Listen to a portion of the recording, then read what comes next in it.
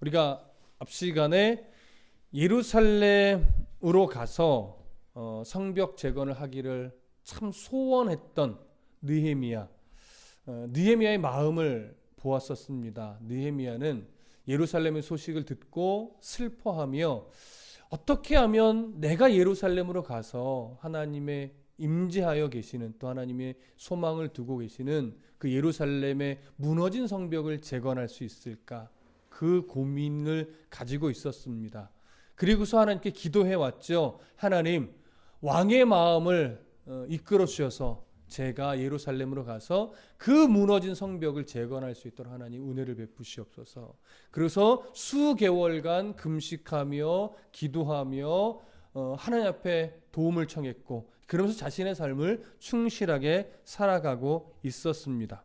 그때 하나님은 왕의 마음을 만지시사 느헤미야의 수심 있는 얼굴을 보게 하셨고, 왜 그러느냐 묻게 하셨고, 솔직하게 대답할 용기를 또한 주셨고, 또 그렇게 왕에게 이야기를 할 때 왕이 그 느헤미야의 마음을 헤아려서 기꺼이 예루살렘으로 가서 성벽을 재건할 수 있도록 허락해주고 도움도 주고 또 호위병까지 붙여주는 이 놀라운 상황을 우리가 확인했었습니다.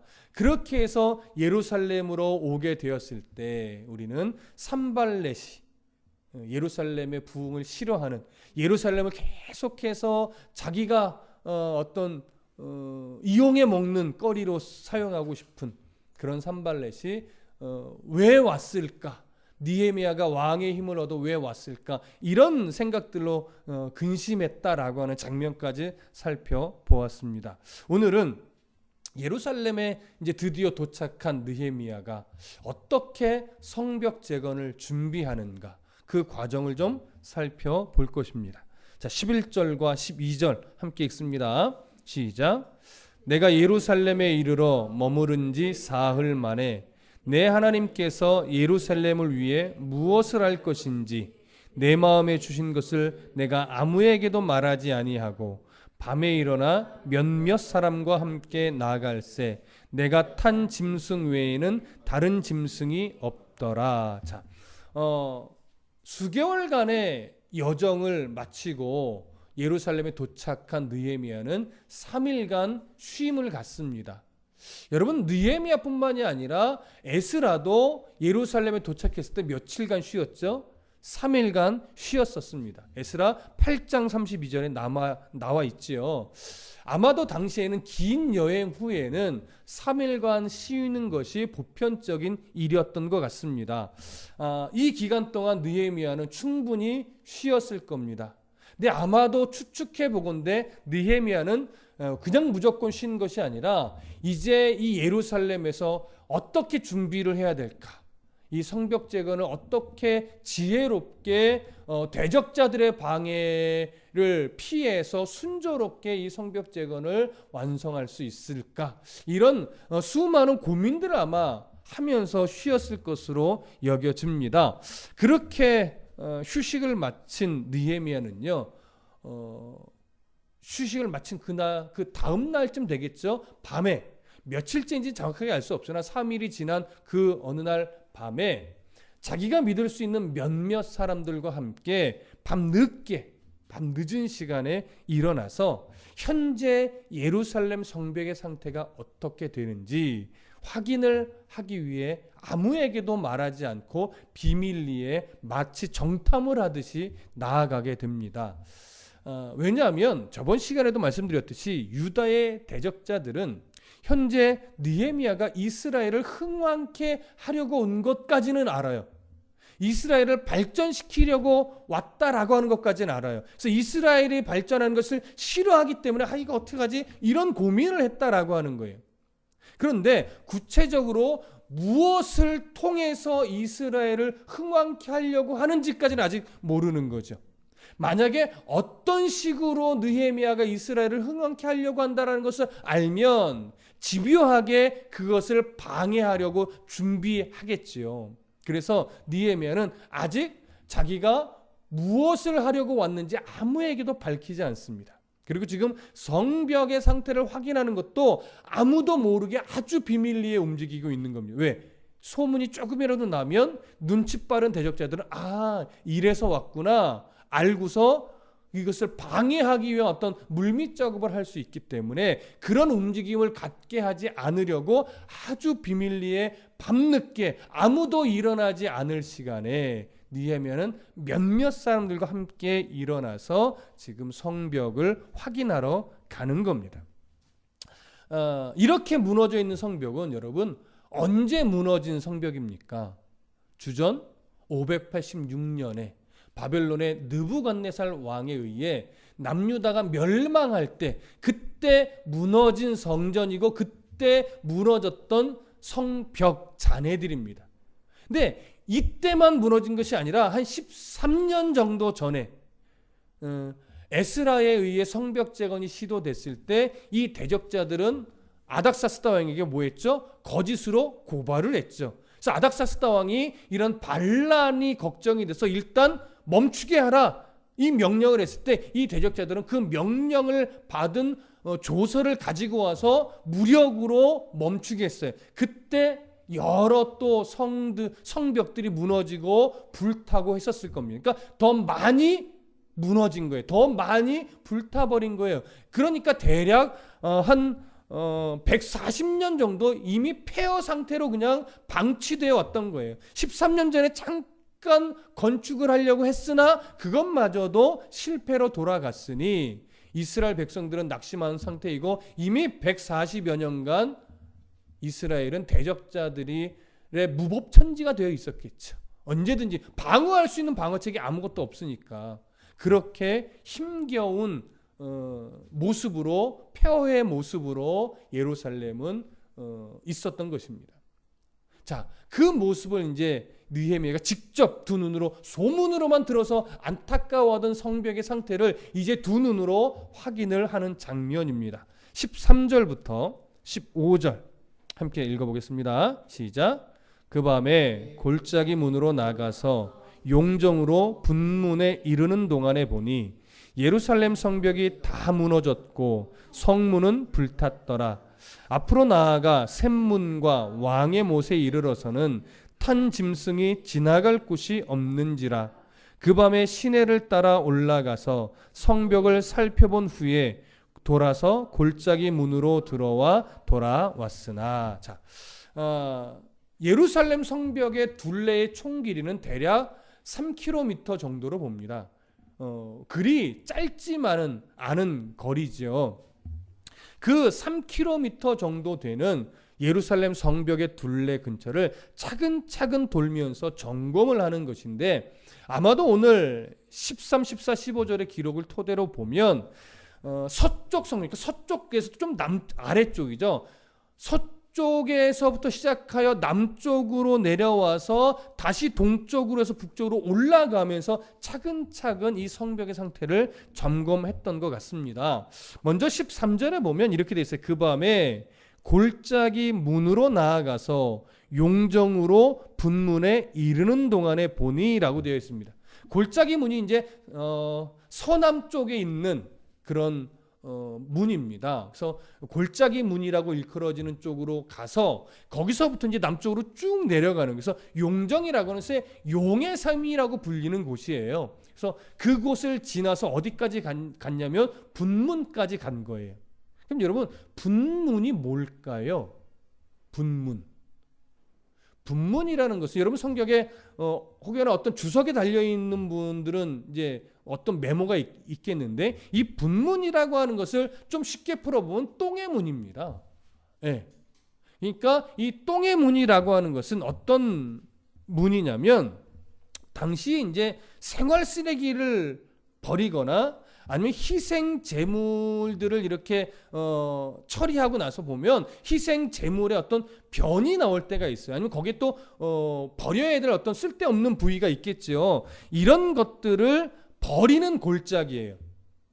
그래서 골짜기 밑으로 다 버리는데, 이것은 모든 골짜기에 버리는 것이 아니라 이런 쓰레기들을 버리는 골짜기가 있는 거죠. 그래서 그 골짜기로 가기 위해서 만들어 놓은 문이 있는데 이 문을 분문이라고 하는 겁니다. 그래서 이 문을 열고 그 쓰레기를 버리는 골짜기로 가서 거기서 이제 쓰레기들을 버리게 되는 것이죠. 자, 그러다 보니까 이제 학자들 중에는 어떤 이야기를 하냐면 이 문 근처가 말하자면 우리나라로 얘기하면 난지도 같은 곳이잖아요. 예를 들어. 그러니까 이 주변에는 아마도 예루살렘에 거주하던 사람들 중에 최하위 계층의 사람들이 이 주변에 몰려 살았을 것이다. 이렇게 말하는 학자들의 견해도 있습니다. 뭐 굳이 아니라고 말할 필요까지는 없을 것 같습니다. 이렇게 해서 이제 서쪽에서부터 남쪽으로 쭉 내려오다 보니까 성벽의 상태가 어떻다라고 얘기를 합니까? 다 무너졌고 성문은 불탔다라고 하는 겁니다. 자기가 소문으로 들었을 때도 가슴 아파하고 애통해 했는데 막상 두 눈으로 이 상태를 보니까 느헤미야의 마음이 어땠을까요? 더 기가 막혔을 겁니다. 더 안타까웠을 겁니다. 그래서 어떻게 해서든지 이 무너진 성벽들, 타버린 성문들을 다시 재건해 내리라 굳은 결심을 아마도 하게 되었을 것으로 여겨집니다. 이렇게 해서 남쪽으로 내려온 느헤미야와 그 일행들은요, 다시 이제 동쪽으로 해서 올라가기 시작을 합니다. 그것이 이제 14절의 내용이지요. 함께 읽어보겠습니다. 시작. 앞으로 나아가 샘문과 왕의 못에 이르러서는 탄 짐승이 지나갈 곳이 없는지라. 자, 이렇게 해서 동쪽으로 올라가려고 하다 보니까 샘문과 왕의 못을 지나갈 쯤에는 타고 가던 짐승이 더 이상 갈 수 없을 정도로 이 파괴된 잔해들이 너무나 널려 있는 거예요. 그러니까 얼마나 심하게 파괴되었는지를 우리가 여기서 엿볼 수 있는 거죠. 그래서 여기서부터 어떻게 했어요? 짐승들을 내려놓고 내려서 걸어서 올라갔겠지요. 그래서 얼마나 심각한 상태인지를 우리는 14절을 통해서 알 수 있는 겁니다. 자, 15절 다 같이 읽겠습니다. 시작. 그 밤에 시내를 따라 올라가서 성벽을 살펴본 후에 돌아서 골짜기 문으로 들어와 돌아왔으나, 북쪽까지 쭉 올라가서 현재 상태를 다 점검하고 나서 그 밤에 다시 이제 내려와서 원래 왔던 골짜기 문까지 와서 다시 이제 돌아갔다라고 하는 것이죠. 그렇게 돌아서 점검을 하며 느헤미야의 가슴은 사실은 더 안타까웠을 것은 우리는 충분히 추측해 볼 수 있습니다. 그러고 나서 이제 어떤 일이 있는가? 16절 다 같이 읽습니다. 시작. 방백들은 내가 어디 갔었으며 무엇을 하였는지 알지 못하였고 나도 그 일을 유다 사람들에게나 제사장들에게나 귀족들에게나 방백들에게나 그 외에 일하는 자들에게 알리지 아니하다가, 자, 16절의 말은요, 결국은 느헤미야와 함께 일행했던 몇몇 사람들, 그 외에는 유다와 예루살렘에 거하는 그 어떤 누구에게도 자신들이 살펴봤다, 성벽을 살펴봤다라는 내용을 말했다라는 거예요? 말하지 않았다는 거예요? 말하지 않았다라고 하는 겁니다. 왜 아무에게도 말하지 않았느냐면 누가 그 대적자들과 연결되어 있는지도 알 수 없고 소문이 어떻게 퍼져나갈지도 알 수 없기 때문에 현재 상태, 또 백성들의 마음에 어떤 식으로 동요될지도 아직 모르는 상태이기 때문에 지금 아무에게도 알리지 않은 겁니다. 무슨 말씀 이해되시죠? 아마 알리지 않은 이 기간 동안에 느헤미야는 성벽의 상태를 딱 보고 나서, 야, 이거 어떻게, 어떤 방법으로, 어떤 순서로 재건을 해야 될지 수많은 생각과 고민과 그림을 그렸다 지웠다 그렸다 지우기를 반복했을 겁니다. 왜냐하면 정확하게 계획이 수립되어야 하기 때문입니다. 조금이라도 이게 더뎌지거나 조금이라도 어떤 하다가 멈추거나 이런 상황이 생기면 그 틈을 타서 분명히 대적자들은 아주 간교하게 방해해 올 것이기 때문에, 그렇게 해서 한번 멈추기 시작하면 재건하지 못할 수도 있기 때문에 지금 느헤미야는 아주 신중하게 이 일을 지금 진행하고 있는 겁니다. 자, 무슨 느낌인지 아시겠지요? 자, 그러면 17절 다 같이 읽어보겠습니다. 시작. 후에 그들에게 이르기를 우리가 당한 곤경은 너희도 보고 있는 바라.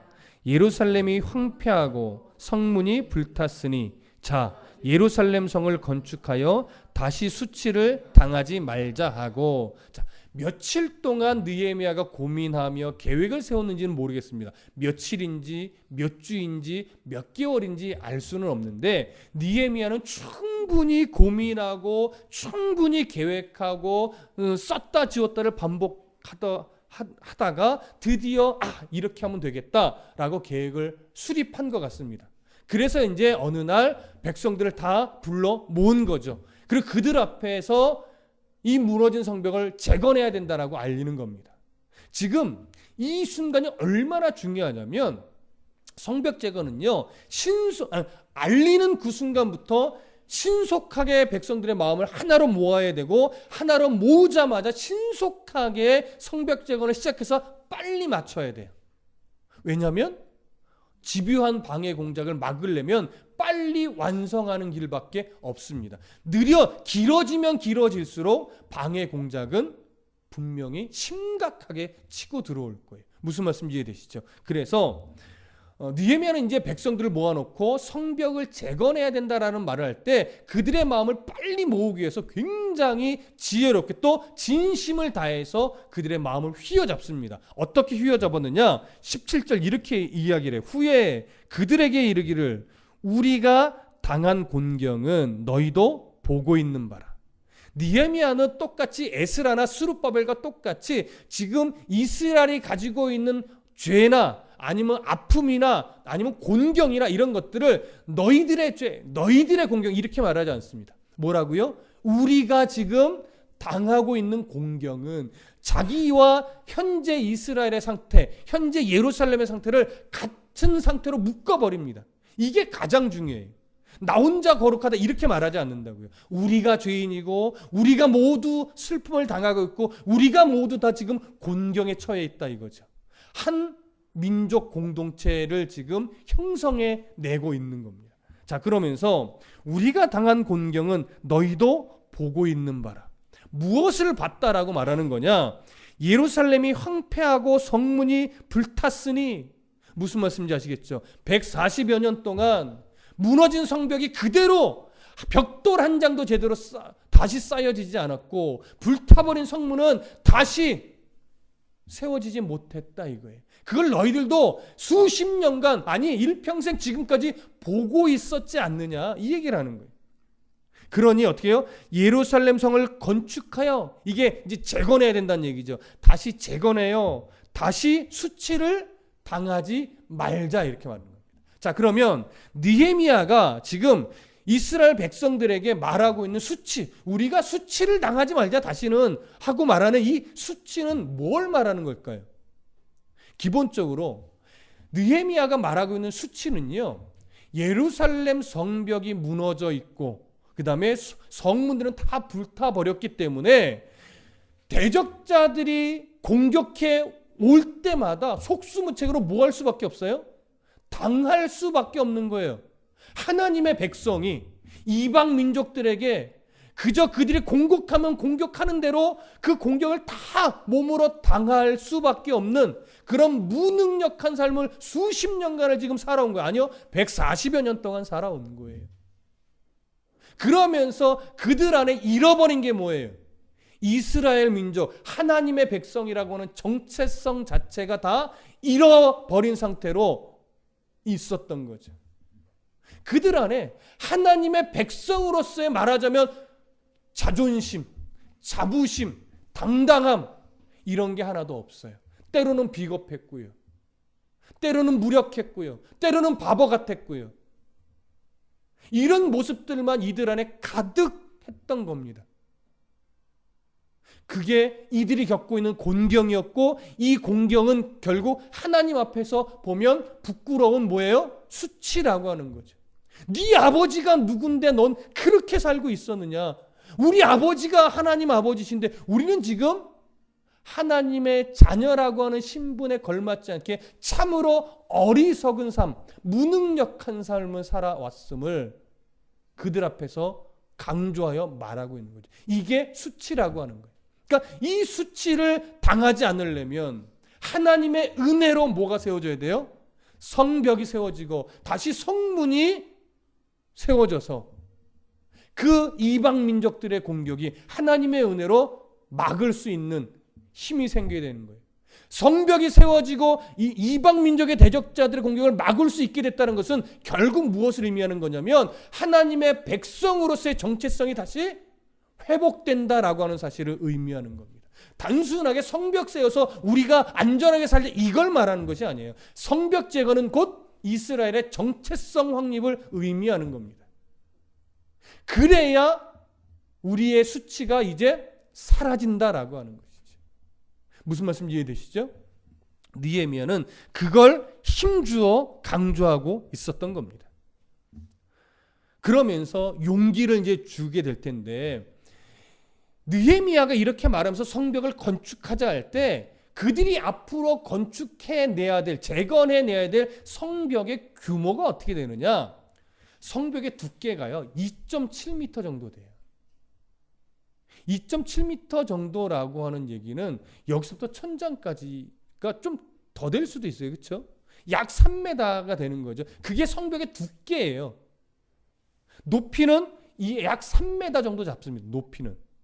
그런 두께와 그런 높이의 성벽이 둘레가 몇 킬로미터라고요? 아까도 얘기했잖아요. 약 3km.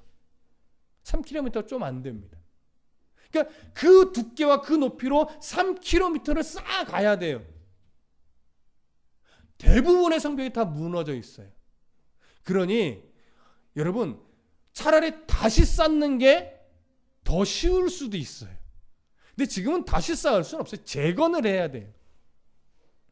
그래서 이게 그리 만만한 일이 아닙니다. 굉장히 어려운 일입니다. 그런데 느헤미야는 이걸 해야 된다라고 하는 거죠. 이걸 하면서 이스라엘의 정체성이 하나로 다시 모아서 세워질 것을 기대하고 있을 겁니다. 그래서 이렇게 이제 당위성을 던져놓고 이스라엘 백성들을 위로하면서 해야 되겠구나 이런 마음이 일어나게 이제 이끌어갑니다. 자, 18절 다 같이 보시겠습니다. 시작.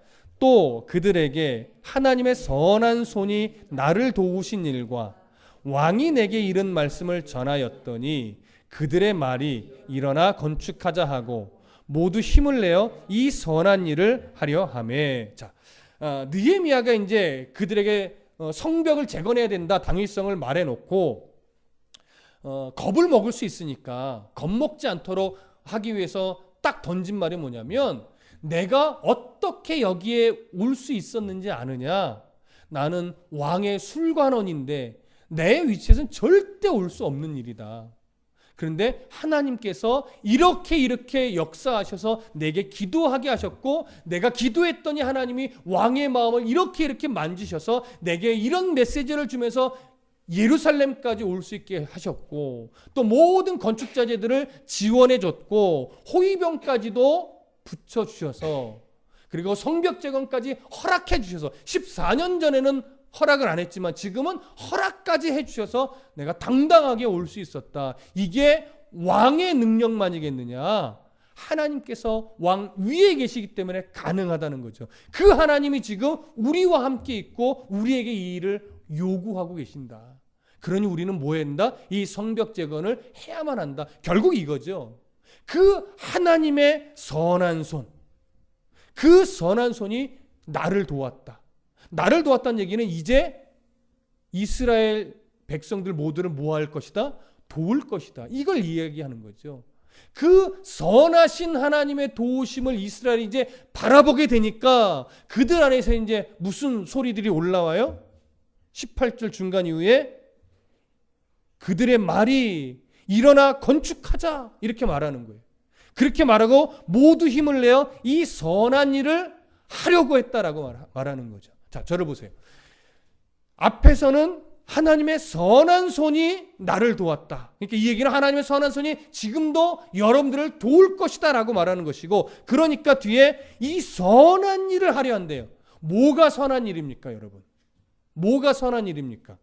여기서 말하는 선한 일은요, 단순하게 성벽을 짓는 일이다라는 차원이 아니라 하나님이 원하시는 그 일을 하는 것, 그게 선한 일입니다. 하나님이 작정하신 그 일을 하는 것. 이런 오늘날로 시선을 약간 돌려보면 교회를 건축하는 게 선한 일일까요? 아닌가요? 아니라고 말할 수도 없고 그렇다고 말할 수도 없는 거죠. 왜? 하나님이 교회 건축을 원하실 때는 그 일에 마음을 모으는 게 그게 선한 일이에요. 그런데 하나님이 지금 교회 건축을 원하지 않아.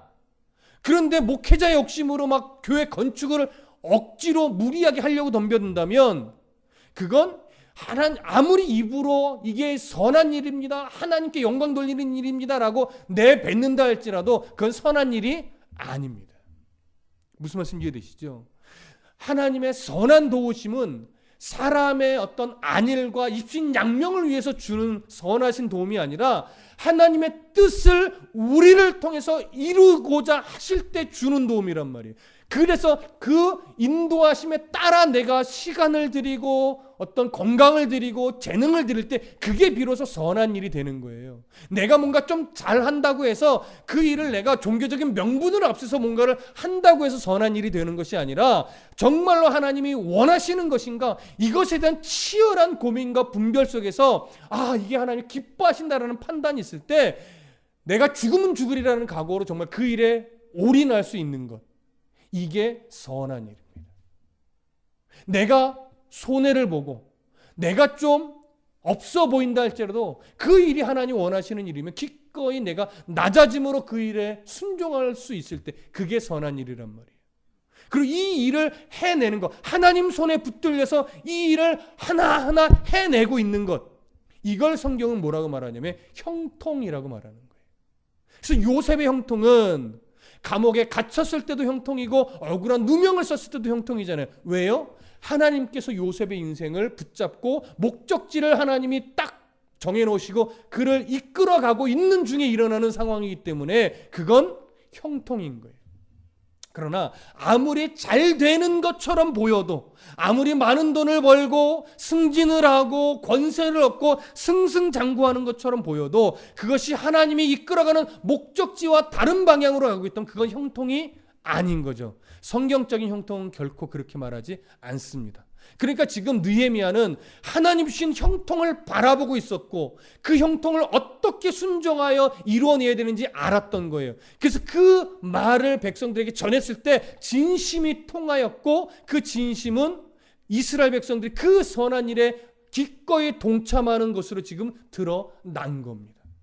그러니까 리더라는 것이 영적인 리더라는 건 뭐냐면 무엇인가 계획을 세우고 목표를 만들어 성도들을 으쌰으쌰해서 그 일에 동참하게 하는 것, 이게 영적인 리더자의 몫이 아니라 영적인 리더자의 가장 중요한 건 뭐냐면 방향성 자체를 하나님이 뭘 원하시는지를 빨리 발견하여 그 목적지를 바르게 먼저 설정해 주는 거예요. 그래서 그 목적지를 성도들이 함께 바라볼 수 있도록 해주는 것, 그 일에 힘을 내어 같이 갈 수 있도록 계속 말씀으로 독려해 주는 것, 그게 뭐예요? 영적 리더자의 가장 중요한 몫이죠. 영적 리더자는 단순하게 목표를 잡는 것이 중요한 것이 아니에요. 하나님이 뭘 원하시는지를 찾아내는 거죠. 느헤미야는 그런 면에서 볼 때는 최고의 영적 지도자로 저는 보게 됩니다. 하나님 뭘 원하시는지를 알았어요. 그 일을 위해서 어떻게 이 방향성을 가지고 끌고 가야 될지를 알았던 인물로 여겨집니다. 자, 그랬더니 결국 백성들은 함께 합시다, 함께 이 성전 재건을 이루어냅시다 라고 마음을 모으게 됐습니다. 놀라운 일이죠. 자, 그럴 때 이스라엘 백성들은 한 마음으로 모여지는데 이 일을 싫어하는 자들이 생겨날까요? 안 생겨날까요? 생겨나죠. 그것이 바로 19절입니다. 함께 읽어보겠습니다. 19절 시작. 호론 사람 산발랏과 종이었던 암몬 사람 도비야와 아라비아 사람 게셈이 이 말을 듣고 우리를 업신여기고 우리를 비웃어 이르되 너희가 하는 일이 무엇이냐, 너희가 왕을 배반하고자 하느냐 하기로. 자, 오늘 일단 19절에서 세 사람이 등장합니다. 이스라엘 대적했던 가장 주동자적인 인물은 산발랏입니다. 나중에 말씀드리겠지만 아마 사마리아의 총독으로 여겨집니다.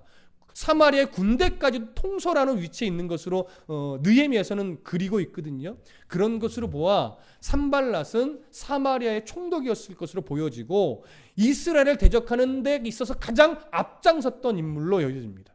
그리고 도비아는 그 산발랏의 어떤 수하의 역할을 하던 사람으로 여겨집니다. 그리고 게셈이라고 하는 인물은 다른 이방 족속의 한 족장의 수준에, 때로는 다른 지방의 어떤 총독의 수준에 있던 사람이다라고까지도 말을 합니다. 아마도 이 산발랏과 친했을 것으로 여겨지고, 산발랏이 나 좀 도와줘라고 할 때 기꺼이 나쁜 일임에도 불구하고 힘을 모아준 이런 인물로 여겨집니다. 이 세 사람이 지금 이스라엘 백성들이 힘을 모아서 성전을 건축하려고 한다라고 하는 소식을 들은 거죠. 그랬더니 딱 뭐라고 반응이 옵니까? 19절 중간 이후에 이렇게 말합니다. 이 말을 듣고, 이 얘기는요, 이 말을 듣자마자 이런 얘기예요. 듣자마자 바로 반응이 탁 나오는 거예요. 고민도 안 하고. 무슨 반응이 바로 나오느냐?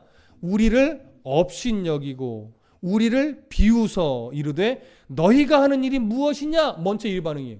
업신여기고 비웃었어요, 여러분.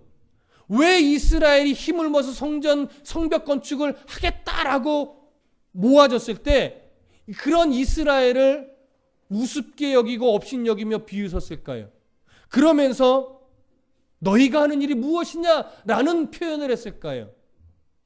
여러분, 이 부분은요 굉장히 중요한 부분이에요. 왜냐면요, 그동안 이 산발랏이 보아왔던 이스라엘의 모습은요, 마음을 하나로 모을 수 있는 백성이 아닌 거예요. 그동안 산발랏이 보고 농락하면서 경험했던 이스라엘은요, 힘을 모은다고 모을 수 없는 참 무능력한 사람들이었던 거예요. 니들이, 너 같은 사람들이 성벽을 힘을 모아서 재건하겠다고? 이런 거죠. 얼마나 가나 보자. 정말 마음 모아 성벽 재건을 할 수 있나 보자. 아이고 어처구니 없네. 보나 마나할걸? 이런 반응이 있죠. 아주 우습게 여기는 거예요. 근데 이게요 쉽게 볼 것이 아니라 이들의 수십 년간의 삶을, 아니요 140년간이지만 짧게 보면 산발랏이 보아왔던 수십 년간의 모습은요 이런 반응이 오기에 충분했었다라고 하는 거예요. 얼마나 이게 안타까운 이야기입니까? 이들이 업신여길 만큼, 이들이 우습게 여길 만큼 이스라엘 백성들의 모습이 실제로 그랬었다라고 하는 거예요. 이걸 볼 수 있어야 돼, 이것을. 근데 그랬던 이스라엘 백성들의 마음을 느헤미야가 하나님께로 초점을 맞추게 하면서 하나로 딱 모아버린 거예요. 이게 하나님의 은혜 아니고는 될 수 없습니다.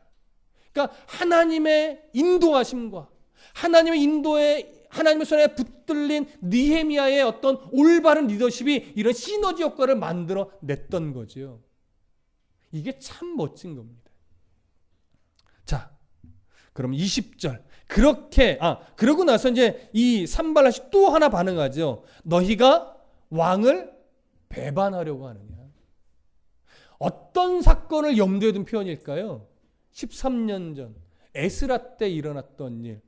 아닥사스다 왕이 조서를 내려서 성벽 건축 못하게 해라 라고 조서를 보내왔던 일, 그때를 기억하고서 야, 그때 왕이 이랬던 거 너희들 기억 못하냐? 왕을 또 배반하려고 왕이 가만둘 줄 알아? 이런 식의 보이지 않는 엄포가 이 안에 담겨 있는 거죠. 자, 느헤미야가 어떻게 반응했을까요? 이들이 이렇게 이스라엘을 우습게 보고 또 13년 전에 왕의 조서를 빌미로 엄포를 놓을 때 이 13년 전의 일을 느헤미야가 모를까요? 알고 있지. 그래서 얼마나 조심스럽게 왕을 대면하여 대화했던 것을 우리는 기억하잖아요. 알 수 있잖아요. 그렇죠? 자, 그러면 느헤미야가 어떻게 반응했는가? 20절 보시죠. 함께 읽습니다. 시작. 내가 그들에게 대답하여 이르되 하늘의 하나님이 우리를 형통하게 하시리니 그의 종들인 우리가 일어나 건축하려니와 오직 너희에게는 예루살렘에서 아무 기업도 없고 권리도 없고 기억되는 바도 없다 하였느니라. 자, 저를 보세요. 여러분, 산발랏과 그의 일당들이 이스라엘을 우습게 보고 업신여기면서 왕을 배반하려고 하느냐 이런 엄포를 놓을 때 만약에 제가 느헤미야 같았으면 왕의 조서를 다시 보여주면서 봐, 내가 왕의 허락 받고 왔거든? 내가 니들 가만둘 줄 알아? 라고 하면서 오히려 왕의 술관원장이라고 하는 권세와 왕과 깊은 친분이 있다라고 하는 사실과 또 왕의 허락을 가지고 왔다는 조서들, 이런 것들을 근거로 그들에게 오히려 더 큰 엄포를 놓고 그들을 더 꼼짝 못하게 힘으로 누를 것 같아요. 무슨 말씀 이해되세요? 그런데 느헤미야가 그렇게 하지 않았단 말이에요. 그래서 이게 19절과 20절은요, 약간 상식과 다른 내용입니다. 상식적이지 않은 거예요. 당연히 이렇게 했겠죠. 왜? 힘이 있는데 실제로. 근데 그렇게 안 해요. 이걸 어떤 정치적으로 반응하지 않고요, 느헤미야는 종교적으로 반응을 합니다. 자, 다시 잘 보세요. 20절에 내가 그들에게 대답하여 이르되 하늘의 하나님이 우리를 형통하게 하시리니 그 종들인, 그의 하나님의 종들인 우리가 일어나 건축할 것이다. 여러분 무슨 말씀인지 아시겠습니까? 너희들은 아닥사스다 왕이 이전에 이 성전 건축을 못하게 했던 것을 빌미로 엄포를 놓는데 우린 두려워하지 않아. 왠지 아느냐? 하나님께서 이 성을 건축, 이 성벽을 재건하기로 이미 하나님이 작정하셨어. 그리고 우리는 하나님의 백성이기 때문에 하나님의 뜻을 따라 우리는 건축할 거야. 뭔가 생뚱맞은 이야기 같지만 느헤미야의 중심은 이거예요. 너희들은 왕의 권세를 빌미로 우리를 엄포하지, 우리는 왕 위에 계신 하나님의 마음을 따라, 하나님의 작정하심을 따라 일하는 자들이야. 이거 어디? 이런 거예요. 이게 얼마나 큰 자부심입니까? 왕 위에 누가 있다는 거예요? 하나님이 있다라고 하는 거예요. 느헤미야는 그걸 지금 경험했고 확신하고 있고 신뢰하고 있는 거예요. 이거 아무나 못합니다, 여러분. 쉽지 않습니다. 자, 그리고 나서 이제 느헤미야가 말하죠. 그의 종들은 우리가 일어나 건축하려니와 오직 너희에게라는 건 산발락과 그 일당들을 말하는 겁니다. 너희에게는 예루살렘에서 아무 기업도 없고 권리도 없고 기억되는 바도 없도다 하였느니라. 쉽게 얘기하면요, 우리는 하나님의 종이기 때문에, 우리는 그 하나님이 이 성벽 재건을 작정하셨기 때문에 우리는 기꺼이 이 성벽 재건을 할 거야. 근데 너희는 하나님의 백성이 아니야. 그러니 너희는 이 성벽 재건을 우리가 하는 데 있어서 말할 자격도 없고 권리도 없고 너희들에게 떨어질 국물도 없어. 이 얘기를 하는 거예요. 그러니 찍소리도 하지 말고 방해하려고 생각도 하지 말라는 거예요. 그러면서 정치적인 얘기, 자기가 왕의 술관원이라는 얘기, 왕의 허락된 조서를 가지고 왔다는 이야기, 이런 얘기를 해요, 안 해요? 안 해요. 그들에 대한 건 철저하게 누구에게 맡기는 거예요? 하나님께 맡기는 거예요. 하나님께 맡기는 게 막연한 것이 아니라 느헤미야는 굳건하게 믿는 거예요. 누구 위에 하나님이 계시다? 아닥사스다 왕 위에 하나님이 계시다 이거예요. 하나님이 작정하셨으면 왕의 도움을 우리가 요구하지 않아도 하나님이 이제는 그들을 막아내실 거라는 거죠. 그걸 아는 거예요. 이게 우리가 앞으로 꼭 이루어내야 될 신앙의 원리고 그리스도인의 어떤 힘이에요, 힘. 이거 인생 속에서 배워야 돼요. 그냥 쉽게 얻어지지 않습니다. 엎어지고 깨지고 이러는 인생의 과정 속에서 야, 정말 물질 위에 하나님이 계시는구나. 직장 위에 하나님이 계시는구나. 권세 위에 하나님이 계시는구나. 대통령 위에 하나님이 계시는구나. 이걸 볼 수 있어야 돼요. 이걸 못 보니까 자꾸 돈을 위해 하나님을 이용해 먹으려고 하고, 좋은 직장 구하려고 하나님 이용해 먹으려고 하고, 좋은 대학 가려고 하나님 이용해 먹으려고 하고, 대통령 되려고 하나님 이용해 먹으려고 하고, 국회의원 되려고 하나님 이용해 먹으려고 하고, 죄송합니다, 교단 총회장 되려고 하나님도 이용해 먹는 거예요, 목회자들이. 얼마나 어리석은 겁니까? 하나님의 뜻이 어디에 있는지 봐야 되고, 그 하나님의 뜻을 따라 하나님의 종인 우리가 무엇을 해야 되는지를 알고 거기에 순종해야 되는데, 종교적인 어떤 명분을 앞세워서 자기의 진리를 따라 하나님을 자꾸 이용해 먹으려고 하는 거죠. 그건 여기에 나와 있는 느헤미야의 모습과 정반대되는 행위가 되는 겁니다.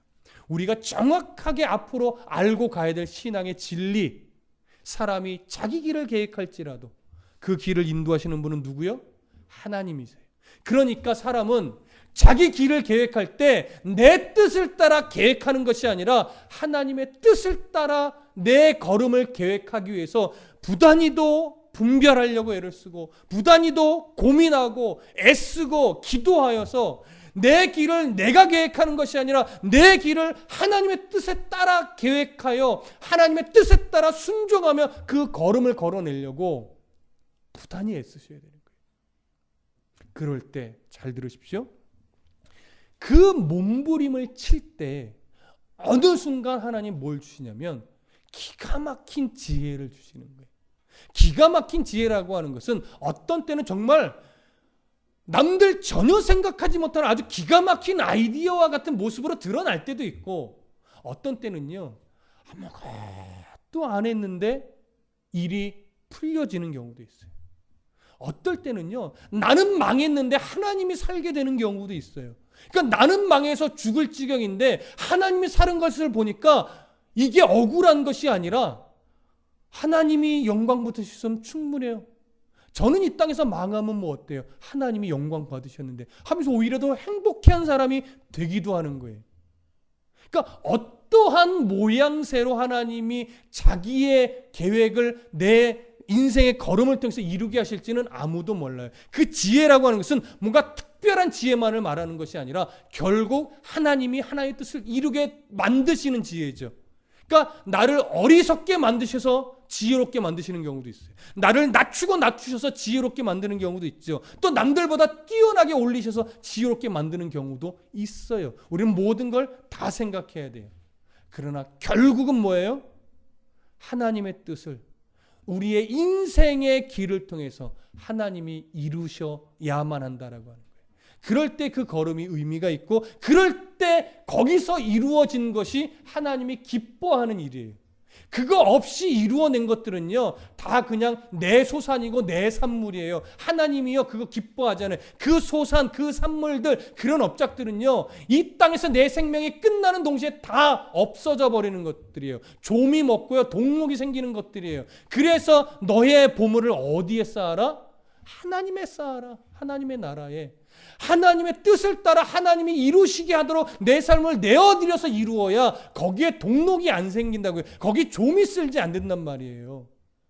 하나님의 작정하신 것 상관없이 내 길을 내가 계획하고 내가 업적을 만들어내고 내가 내 수고를 만들어내니 그거 썩어질 것밖에 안 되죠. 이 땅에 살아있는 동안만 그것이 의미가 있다니까요. 나 죽으면 의미가 없어요. 그러니 나 죽은 이후에도 의미 있는 일을 찾으시겠습니까? 아니면 나 죽으면 끝나버릴 그런 일을 찾으시겠습니까? 죽은 이후에도 하나님이 인정하시고 죽은 이후에도 하나님이 내가 그 삶, 그 흔적들 내가 기뻐한다. 이 소리 들을 수 있는 삶을 사시겠습니까? 그렇죠? 후자죠. 우리는 그 일을 위해 살아야 돼요. 사람이 자기 길을 계획할 때 하나님의 뜻을 따라 계획하기에 몸부림치십시오. 그러면 그 걸음을 하나님이 인도하셔서 하나님이 결국 기뻐하실 만한 결과를 내게 하실 겁니다. 오늘 느헤미야는 바로 그렇게 하나님의 지혜를 따라 차근차근 걸음을 걸어갔던 놀라운 인물입니다. 이런 모습이 저와 여러분들의 삶에 특히 오늘 이 자리에 있는 청소년들에게 이런 느헤미야와 같은 어떤 영적 지도자의 모습이 또 영적 지혜로움의 모습이 가득하기를 축복합니다. 기도하겠습니다. 하나님,